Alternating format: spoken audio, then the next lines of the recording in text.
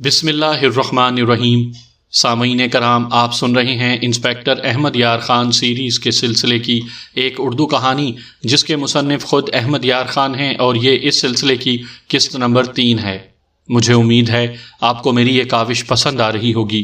آپ نے اگر ابھی تک میرا چینل کہانی گھر سبسکرائب نہیں کیا تو ابھی میرے چینل کو سبسکرائب کر کے بیل نوٹیفیکیشن آن کر لیجئے تاکہ آنے والی ہر نئی کہانی کی اطلاع بر وقت آپ تک پہنچ سکے۔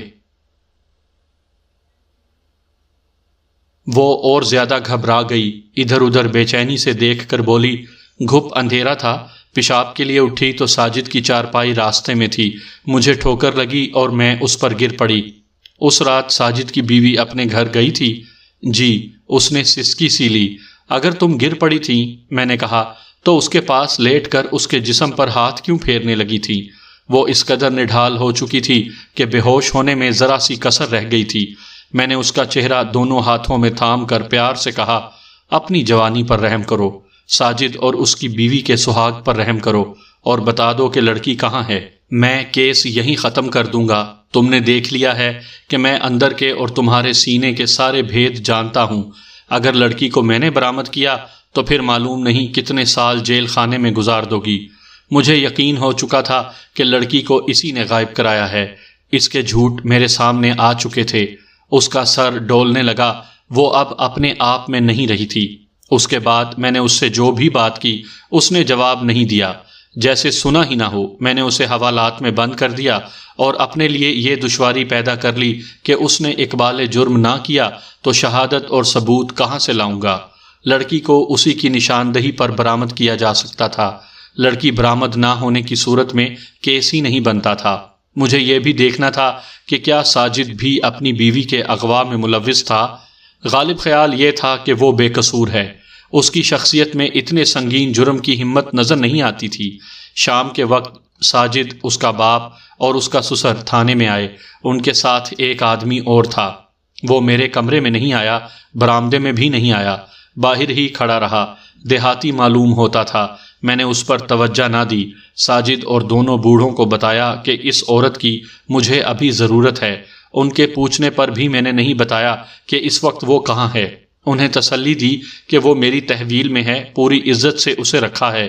انہیں یہ بھی بتا دیا کہ وہ رات کو گھر نہیں آ سکے گی۔ ساجد اور اس کا سسر باہر نکل گئے۔ ساجد کا باپ مجھ پر جھکا اور التجا کی، آپ نے اسے کیوں روکا ہوا ہے؟ آپ نے بڑے میاں اس کے ساتھ شادی کیوں کی تھی؟ میرے دل میں اس بوڑھے کے خلاف اتنی نفرت اٹھی کہ میں نے اسے ہاتھ سے پرے کرتے ہوئے کہا، تمہاری یہ عمر شادی کی تھی؟ گھر میں جوان بیٹا اور تم جوان بیوی لے آئے۔ اس کا منہ کھل گیا۔ میں نے اسے کچھ اور کہنے کا موقع نہ دیا اور غصے سے کہا، چلو نکلو یہاں سے۔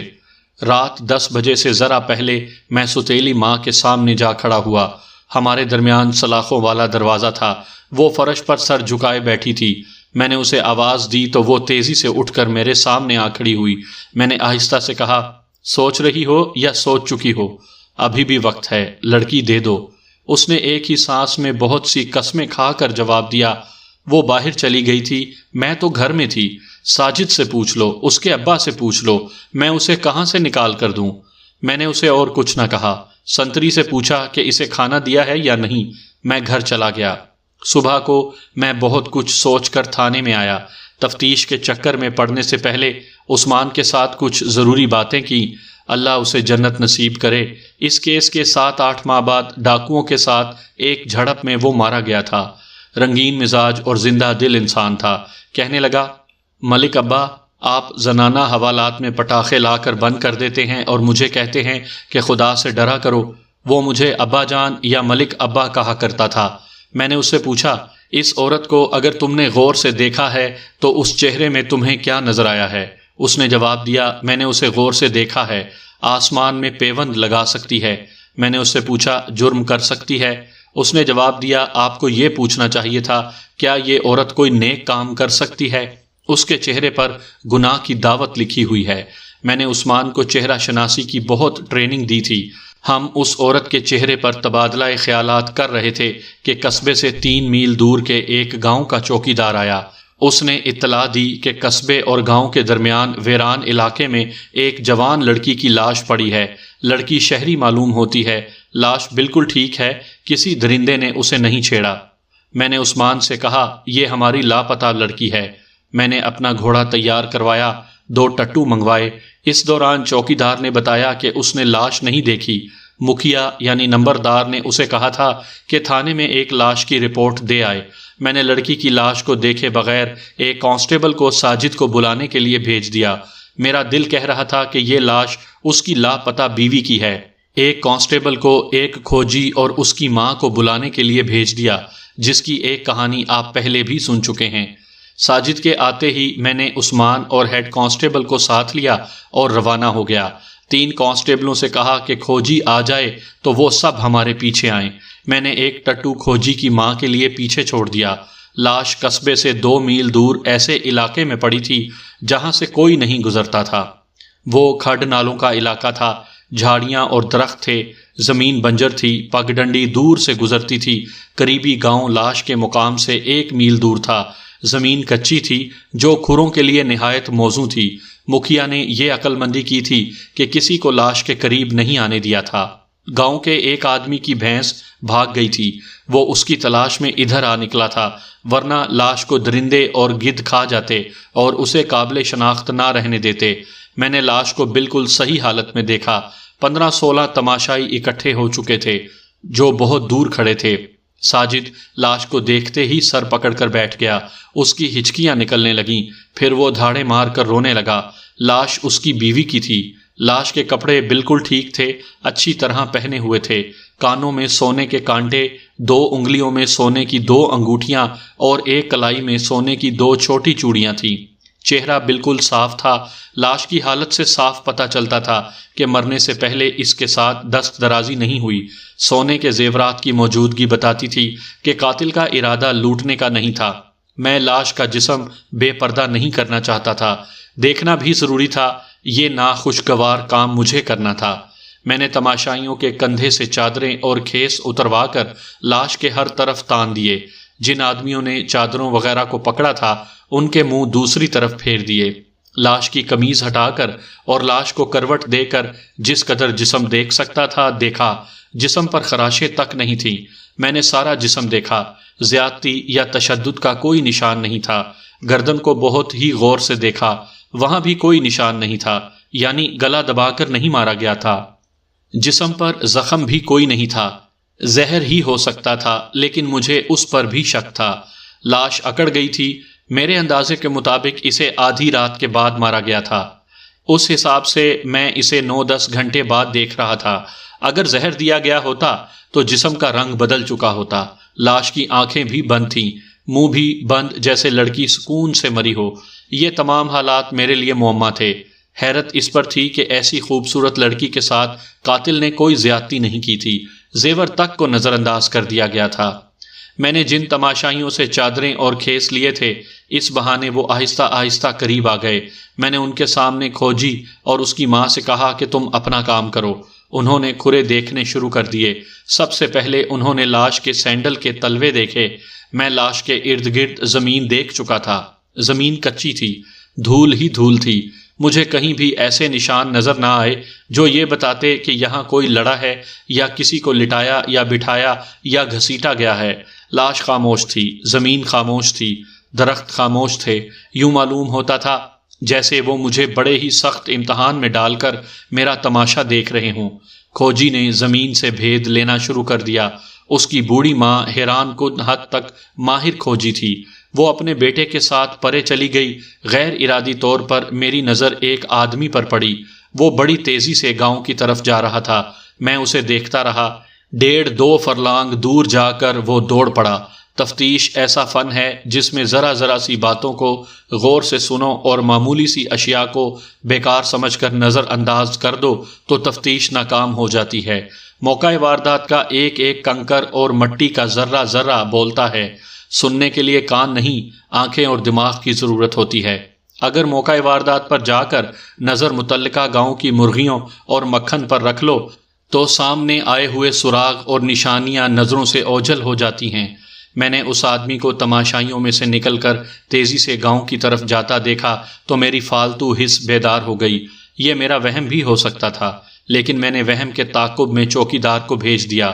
اسے میں نے یہ ہدایت دی کہ اس آدمی کا پیچھا اس طرح کرو جس طرح تم اس کا پیچھا نہیں کر رہے، اور دور سے دیکھو کہ وہ کہاں جاتا ہے اور کیا کرتا ہے۔ میرے دماغ میں ایک شک پیدا ہو گیا تھا۔ میں نے محسوس کیا تھا کہ وہ آدمی اس وقت موقع واردات سے چلا تھا جب میں نے کھوجی سے کہا تھا کہ تم اپنا کام شروع کر دو۔ چوکیدار اس کے پیچھے چلا گیا۔ میں آپ کو یہ بھی بتاتا چلوں کہ گاؤں کے چوکیدار سرکاری ملازم ہوا کرتے تھے۔ وہ پولیس کے لیے مخبر کا کام بھی کرتے تھے، گھر گھر کی خبر رکھتے اور تفتیش میں مددگار ثابت ہوتے تھے، پولیس کے ساتھ ہمیشہ وفاداری کرتے تھے۔ مکھیا نے کہا، اس لڑکی کو گاؤں والے جانتے تھے، 2-3 دفعہ گاؤں میں آ چکی ہے، اس دفعہ اسے گاؤں میں نہیں دیکھا گیا تھا۔ کس کے ہاں آتی تھی؟ مکھیا نے ساجد کی ستیلی ماں کا نام لے کر کہا، وہ شہر میں بیائی ہوئی ہے، بیوہ ہو گئی تھی، شہر میں ایک رنڈوے سے نکاح پڑھا لیا ہے، یہ لڑکی اس کے ستیلے بیٹے کی بیوی تھی۔ اس آدمی یعنی ساجد کو ہم جانتے ہیں، یہ بھی گاؤں میں آ چکا ہے، اسی کا ستیلا بیٹا ہے۔ مجھے بھونچال کی طرح جھٹکا لگا۔ میرے ذہن سے اتر گیا تھا کہ ساجد کی ستیلی ماں اس گاؤں کی رہنے والی ہے۔ حالانکہ ابتدا میں مجھے یہ بات بتائی گئی تھی، میرا یقین غلط نہیں تھا کہ لڑکی کے اغوا اور اب قتل میں ستیلی ماں کا ہاتھ ہے، بلکہ اس واردات کی تحریک اس عورت سے ہوئی تھی۔ کھوجی نے مجھے بلایا اور زمین دکھائی۔ کھرے صاف تھے، 2 مرد 1 عورت۔ عورت کا کھرا اس کے سینڈل کا تھا جس کا تلوا میں نے بھی دیکھا تھا۔ یہ کھرے گاؤں کی طرف سے آ رہے تھے۔ میں زمین پر بیٹھا پاؤں کے نشان دیکھ رہا تھا تو کسی نے کہا، لڑکی شہر سے اٹھائی گئی ہے، کھرے شہر کی طرف جائیں گے۔ میں نے دیکھا مکھیا کے ساتھ 2 آدمی تھے، ان میں سے ایک نے یہ خیال ظاہر کیا تھا۔ وہ 30 سال سے کچھ زیادہ عمر کا تھا، چہرے ڈیل ڈول اور باتوں سے ہوشیار اور تیز لگتا تھا۔ میں نے اس کی طرف توجہ نہ دی۔ کھوجی اور اس کی ماں آگے چلے گئے تھے۔ میں اٹھا تو اس آدمی نے کہا، گلا گھونٹ کر مارا گیا ہے، معلوم نہیں اسے شہر سے لائے کس طرح ہوں گے، بدبختوں نے اتنی دور لا کر مارا۔ اس کے بعد یہ آدمی میرے سر پر سوار رہا اور ماہر سراغ رسانوں کی طرح مجھے مشورے دیتا رہا۔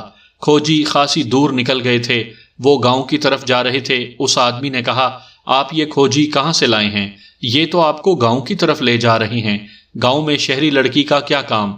وہ بلا رکے بولتا رہا، مکھیا بھی اسے نہیں ٹوک رہا تھا۔ میں نے اس آدمی سے پوچھا، تمہارا کیا خیال ہے کہ گلا گھونٹا گیا ہے؟ اس نے استادوں کی طرح کہا، بالکل گلا گھونٹا گیا ہے۔ یہ کھوجی تو پیسے کھڑے کرنے کے لیے آپ کو چکر دے رہا ہے، اصل کھرے ادھر ہوں گے جدھر سے آپ آئے ہیں۔ کھوجی گاؤں سے کوئی 1.5 فرلانگ دور رہ گیا تو اس نے مجھے بلایا۔ کچی زمین پر اس طرح کے نشان تھے جیسے کسی نے درخت کی شاخ سے جھاڑو دیا ہو۔ کھوجی کی ماں نے کہا، کھرے مٹائے گئے ہیں۔ میرے ساتھ والا آدمی کھوجی سے بولا، تمہارا دماغ خراب ہو گیا ہے، لڑکی شہری ہے، اسے شہر سے لایا گیا اور یہاں خراب کر کے مارا گیا ہے، تم داروغہ صاحب کو گاؤں میں لے جا رہے ہو۔ کھوجی مسکرایا اور شاخ یا جھاڑو کے جو جھاڑو کی طرح نشان تھے انہیں دیکھتا ہوا آگے چلنے لگا۔ ہم گاؤں کے قریب تھے۔ چوکیدار گاؤں کے باہر کھڑا نظر آیا۔ اس نے میری طرف آنے کے بجائے بازو اوپر کر کے مجھے ہاتھ کے اشارے سے بلایا۔ میں ادھر چلنے لگا تو اس آدمی کو جو بلا رکے میرا استاد بن کر بولے جا رہا تھا، میں نے کہا، آؤ یار گاؤں میں چلتے ہیں، تم تو بڑے کام کے آدمی ہو۔ مکھیا وغیرہ کو میں نے وہیں رکنے کو کہا۔ وہ آدمی میرے ساتھ چل پڑا۔ چوکیدار آگے آ گیا، مجھے پرے لے جا کر میرے کان میں ایک بات کہی۔ میں نے اسے کہا کہ جاؤ، ایک کانسٹیبل کو ساتھ لے کر گاؤں میں چلے جاؤ۔ میں نے اسے ایک اور ہدایت بھی دی۔ چوکیدار چلا گیا۔ میں اپنے خود ساختہ استاد کو ساتھ لیے گاؤں میں داخل ہو کر ایک جگہ رک گیا۔ مجھ سے ایک غلطی سرزد ہو گئی، جس کی وجہ یہ تھی کہ مجھ پر ہیجان طاری ہو گیا تھا۔ میں نے اس آدمی سے کہا، مجھے اپنے گھر لے چلو، اور نظریں اس کے چہرے پر گاڑ دیں۔ چہرے کا تاثر بدل گیا۔ وہ آدمی صاف ہوتا تو خوشی سے کہتا، آئیے بسم اللہ۔ میں نے ایک پختہ شبے کی وجہ سے اسے کہا تھا کہ مجھے گھر لے چلو۔ وہ شاید میرا لہجہ اور میری نظریں بھانپ گیا تھا۔ آہستہ سے بولا، مجھ غریب کا گھر آپ کے قابل نہیں، مکھیا کی بیٹھک میں چلتے ہیں۔ نہیں، میں نے کہا، مجھے تمہارے گھر جانا ہے، وہاں بیٹھوں گا، مقتولہ کا برقع لے کے آ جاؤں گا۔ اس کا رد عمل یہ تھا جیسے میں نے بے خبری میں اسے سوئی چبو دی ہو۔ مجھے یہ معلوم تھا کہ لڑکی برقعے میں گئی یا لے جائی گئی تھی۔ ساجد کے گھر میں برقع نہیں تھا، لاش پر بھی برقع نہیں تھا۔ یہ شخص انتہائی احمق تھا۔ جو مجھے گمراہ کرنے کی کوشش کر رہا تھا وہ بدماش ہو سکتا تھا، یہ جرم اس کا پہلا جرم تھا۔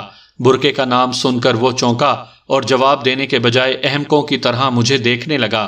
میں نے دوسرا بم پھینکا۔ ساجد کی ستیلی ماں کا نام لے کر کہا، تم اس کے قریبی رشتہ دار ہو یا آشنا؟ میرا جناب، مجھے آج تک یاد ہے کہ اس نے جواب کس طرح دیا تھا۔ وہ کچھ دیر تو ہکلاتا رہا اور بڑی ہی مشکل سے ادھورے الفاظ میں اس نے کہا کہ میرا اس کے ساتھ کوئی تعلق نہیں ہے۔ میں نے اس پر یہ سوال قبل از وقت داغ دیے تھے۔ اتنے میں کھوجی نے مجھے آواز دی۔ وہ اپنی ماں کے ساتھ گاؤں میں آ چکا تھا اور مجھ سے 15-20 قدم دور کھڑا تھا۔ میں اس کے پاس گیا تو اس نے پوچھا، یہ آدمی کون ہے جو آپ کے ساتھ ہے؟ پولیس کا آدمی ہے، اس گاؤں کا رہنے والا ہے، میں نے جواب دیا۔ پولیس کا آدمی نہیں، اللہ جھوٹ نہ بلوائے، کھوجی نے کہا، ایک کھرا اس کا ہے۔ موقع واردات کے قریب میں نے ایک آدمی اور مقتولہ کے کھرے کے ساتھ اس کے کھرے دیکھے ہیں۔ اب آپ اسے ساتھ لے کر ہمارے آگے آئے تو میں اس کے تازہ کھروں پر آپ کے پیچھے آ گیا۔ میں تو آپ کو بھی ملزم سمجھ رہا تھا۔ اس کے کھرے میں یہ خاص نشانی ہے۔ اس نے وہ نشانی مجھے دکھائی۔ تلوے کے درمیان ایک ٹکڑا الگ لگا ہوا تھا۔ کھوجی نے کہا، آئیے اس کا تلوا دیکھ لیتے ہیں۔ ہم اس آدمی کی طرف پیٹ کر کے باتیں کر رہے تھے۔ گھوم کر دیکھا تو وہ غائب تھا۔ قریب ہی ایک گلی تھی، تماشائی مرد، عورتیں اور بچے دور دور کھڑے تھے۔ میں نے ان سے پوچھا کہ یہ آدمی کہاں چلا گیا ہے؟ بچوں نے بتایا کہ اس گلی میں دوڑ گیا ہے۔ گاؤں کے کسی مرد یا عورت نے نہیں بتایا۔ دیہات میں اکثر یوں ہوتا ہے کہ وہ گاؤں کے مجرم کو پناہ دے دیتے ہیں۔ اس رویے کے باعث مجرم اور پولیس کا ڈر بھی ہوتا ہے، لیکن اصل باعث یہ ہے کہ وہ دنیا داری کے اصول کے پابند ہوتے ہیں۔ اپنی پنچایت میں مجرموں کو جوتے مار لیتے ہیں، لیکن ایک دوسرے کے خلاف نشاندہی اور گواہی دینے سے گریز کرتے ہیں۔ میں اکیلا ہی اس گلی میں دوڑ پڑا۔ دوڑتے دوڑتے 13-14 سال کی عمر کے ایک بچے کو بازو سے پکڑ کر ساتھ لے لیا۔ اسے کہا کہ مجھے اس کا گھر بتاؤ۔ مجھے یقین نہیں تھا کہ وہ اپنے گھر گیا ہوگا۔ گھر دور نہیں تھا، گلیوں کے 2 موڑ مڑے تو کھلی جگہ آ گئی۔ ایک طرف مکانات تھے جن میں زیادہ مکان پکے تھے۔ بچے نے دور سے بتایا کہ وہ اس کا مکان ہے۔ وہاں بھی عورتیں اور مرد کھڑے تھے۔ ان سے پوچھا کہ وہ آدمی گھر گیا ہے۔ ایک عورت نے بتایا کہ تھوڑی دیر ہوئی وہ دوڑتا ہوا گھر میں داخل ہوا۔ میں نے دروازے پر دستک دی، کوئی جواب نہ ملا۔ زور سے دروازہ بجایا، نہ کھلا۔ میں نے بلند آواز سے کہا، دروازہ فوراً کھولو ورنہ گولی مار دوں گا۔ پھر بھی دروازہ نہ کھلا۔ میں نے چوکی دار کو ایک کانسٹیبل کے ساتھ ایک اور ڈیوٹی پر لگا رکھا تھا۔ مجھے معلوم نہیں تھا کہ وہ قریب ہی ہیں۔ مجھے دیکھ کر چوکی دار دوڑا آیا۔ اس نے شاید دیکھ لیا تھا کہ میں دروازہ کھٹکھٹا رہا ہوں اور اندر سے کھل نہیں رہا۔ اس نے مجھے بازو سے پکڑ کر کہا، ادھر آئیں۔ وہ مجھے ساتھ والے مکان کے اندر لے گیا۔ ڈیوڑی سے گزر کر صحن میں گئے۔ دائیں طرف میرے سر سے اوپر تک دیوار تھی۔ چوکی دار نے کہا، میری پیٹھ پر چڑھ کر دیوار پھلانگیں۔ وہ دوہرا ہو گیا۔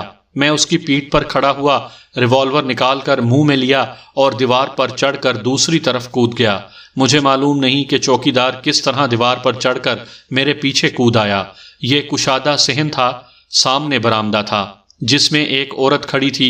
دائیں طرف ڈیوڑی کا دروازہ تھا، ساتھ ایک کمرہ تھا۔ بائیں طرف دیوار کے ساتھ ایک چھوٹا تندور تھا جو گھروں میں استعمال ہوتا ہے، اسے تندوری کہتے ہیں۔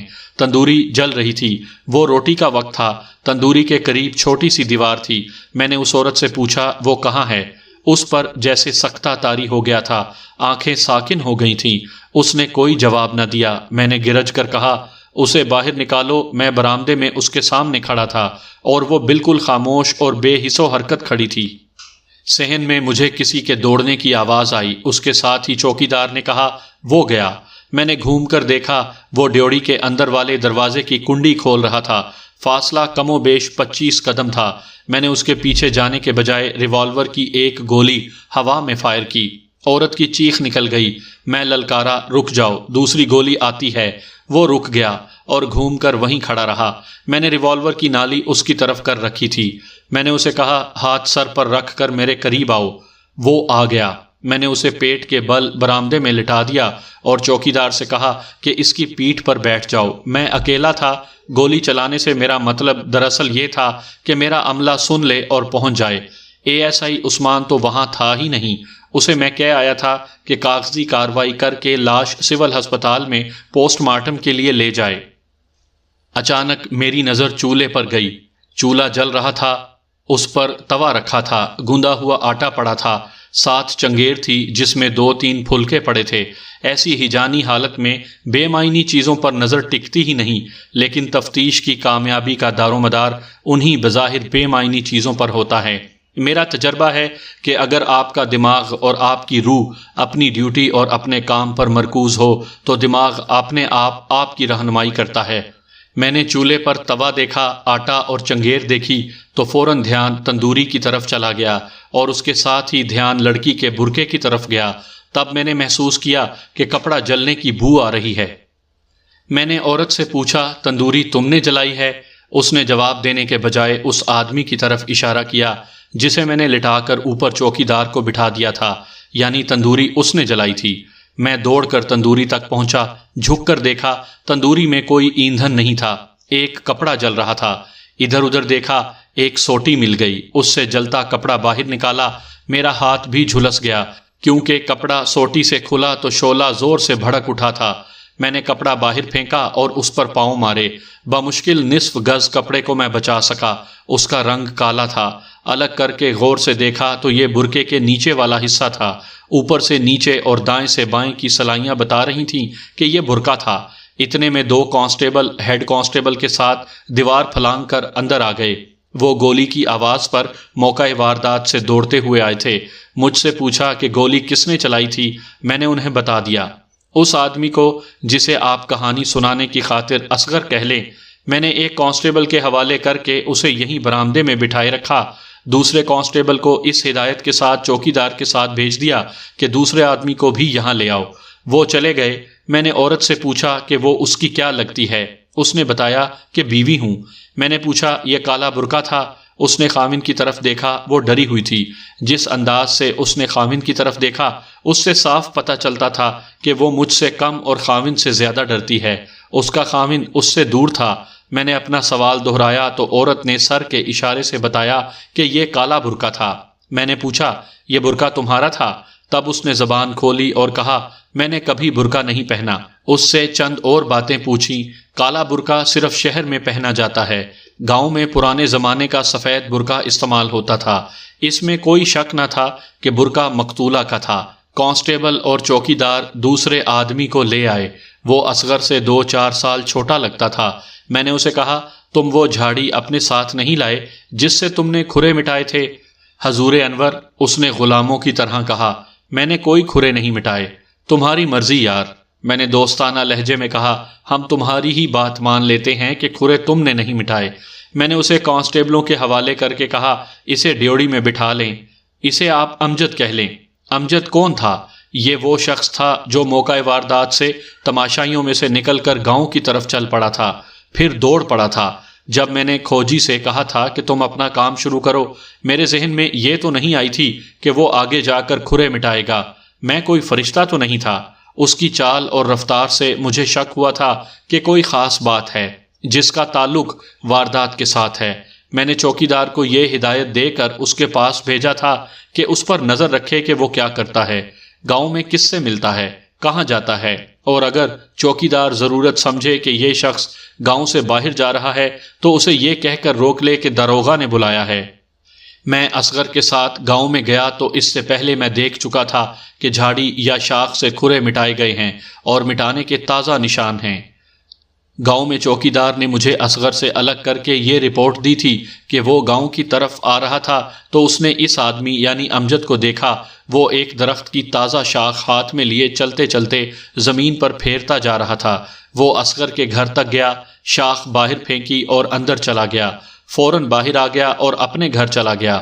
میں نے چوکی دار کے ساتھ ایک کانسٹیبل کی ڈیوٹی لگا دی کہ امجد کے گھر کے پچھواڑے بھی نظر رکھیں، اگر وہ نکلنے کی کوشش کرے تو اسے پکڑ لیں۔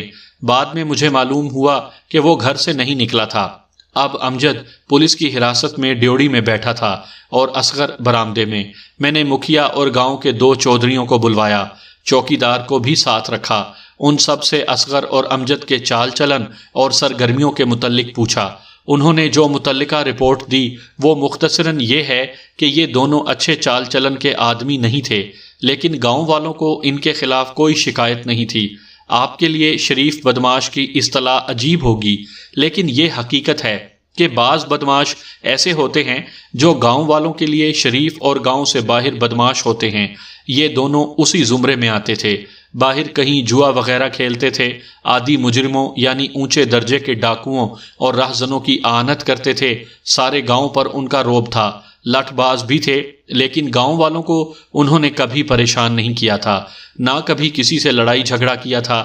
بعض حالات میں گاؤں والے ایسے بدماشوں کی پرورش بھی کیا کرتے تھے تاکہ گاؤں چوروں ڈاکوؤں سے محفوظ رہے۔ وہ زمانہ ڈاکوؤں کا تھا، بعض اوقات وہ کسی ڈاکو کو پناہ بھی دے دیتے تھے اور چوری کا مال بھی 2-4 دن کے لیے رکھ لیتے تھے۔ چوکیدار نے بتایا کہ اصغر بردہ فروشی بھی کر گزرتا تھا۔ چوکیدار کا خیال یہ تھا کہ وہ لڑکیاں اغوا نہیں کرتا، اغوا کی ہوئی لڑکیوں کا سودا کرتا ہے۔ اس نے 2 بار اصغر کو آدھی رات کے وقت ایک عورت کو ساتھ لاتے اور اگلی رات لے جاتے دیکھا تھا۔ مقتولہ کے متعلق چوکیدار کو علم نہیں تھا کہ اسے اصغر گاؤں میں لایا تھا یا نہیں، کسی کو علم نہیں تھا۔ ساجد کی ستیلی ماں کے متعلق ان لوگوں نے بتایا کہ وہ اسی گاؤں کی رہنے والی ہے، شادی سے چند سال پہلے اس کے تعلقات اصغر کے ساتھ تھے۔ بعض لوگ اسے پاک محبت کہتے تھے، بعض ناپاک۔ غالب خیال یہ تھا کہ ان کی محبت پاک ہے۔ لڑکی دلیر تھی، وہ اسے ملتی تھی، محبت اتنی گہری ہوئی کہ لوگ ان کی مثال دینے لگے، مگر ان کی شادی نہ ہو سکی کیونکہ ذات پات کا مسئلہ کھڑا ہو گیا تھا۔ اصغر نے دھمکی دی تھی کہ وہ لڑکی کو اٹھا لے جائے گا۔ گاؤں کے بڑوں نے اسے سمجھایا کہ اس طرح سارے گاؤں کی بے عزتی ہوگی، خون خرابہ بھی ہوگا۔ وہ مان گیا، مگر ان کی ملاقاتیں جاری رہیں۔ اس عورت کا خاوند بڑا نیک آدمی تھا۔ اس نے عورت کو طلاق دینے کے بجائے منتیں کی کہ وہ اس سے بے وفائی نہ کرے۔ سنا ہے کہ اس عورت نے اسے کہہ دیا تھا کہ وہ اس کی خدمت خاطر میں کوئی فرق نہیں آنے دے گی اور اس کے سارے حقوق پورے کرے گی، لیکن اصغر سے ملنا ترک نہیں کرے گی۔